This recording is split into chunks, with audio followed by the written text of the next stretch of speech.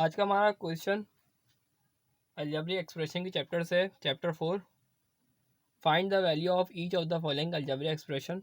हमारे पास ये क्वेश्चन दिया हुआ है, ये एक्सप्रेशन दी हुई है, इसमें हमें वैल्यूज़ को पुट करना है, दैन इसको सिंप्लीफाई करना है।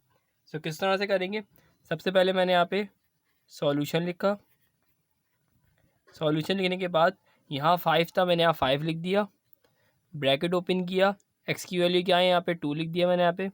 फिर वाई की वैल्यू क्या है यहाँ पास -1 प्लस का साइन 3, जेड की वैल्यू क्या है 3 डिवाइड बाय 2, ए की वैल्यू क्या है यहाँ पास 4 और इस पे लग जाएगा क्यूब, माइनस का साइन सी की वैल्यू क्या है यहाँ पास 1/3 और इस पे आ जाएगा स्क्वायर। ये करने के बाद हम इसको सिंप्लीफाई करेंगे। किस तरह सिंप्लीफाई करेंगे? इन तीनों को आपस में मल्टीप्लाई करवा दें। 5 2 ज़ा 10 और 10 1 ज़ा क्या हो जाएगा 10, माइनस के तीनों को मल्टीप्लाई कराऊंगा तो क्या आ जाएगा माइनस का आ जाएगा यहाँ पे 10, क्योंकि प्लस माइनस माइनस हो जाता है सिंपल। उसके बाद प्लस का साइन 3 3 से क्या हो जाएगा यहाँ पे 9 डिवाइड बाय, अब यहाँ पे 4 का क्यूब करना है। 4 का क्यूब का मतलब क्या होता है? 4 को 3 दफ़ा मल्टीप्लाई करना है 4 से। 4 4 ज़ा 16। जिस तरह से अगर मैं बोलूँ 4 मल्टीप्लाई बाय 4 4 4 4 ज़ा 16, 16 4 ज़ा क्या हो जाएगा 64। तो मैं यहाँ पे क्या लिखूँगा यहाँ पे 64 माइनस का साइन।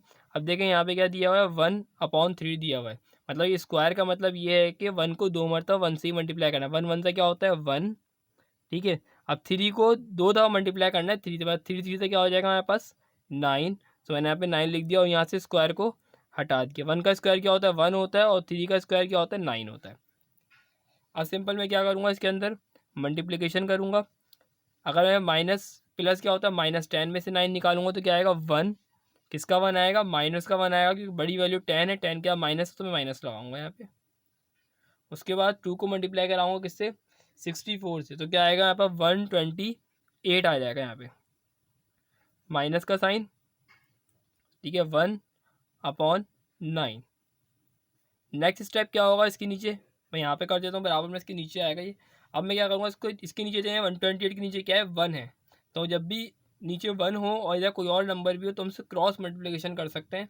अगर मैं एलसीएम भी लूँगा सिंपल 9 ही आएगा, तो मैं क्या करूँगा 9 को मल्टीप्लाई कराऊंगा 128 से, समझ लें यहाँ पे 1 है, ठीक है। यहाँ नीचे क्या है इसके 1 है, 9 मल्टीप्लाई होगा 128 से, तो हमारे पास क्या वैल्यू आ जाएगी 9 मल्टीप्लाई 128, हमारे पास वैल्यू आएगी 1152, सही है। और 1 को मल्टीप्लाई कराऊंगा 1 से तो क्या आएगा ये माइनस का 1 1 से क्या होता है 1, ठीक है, और डिवाइड बाय हो जाएगा 9।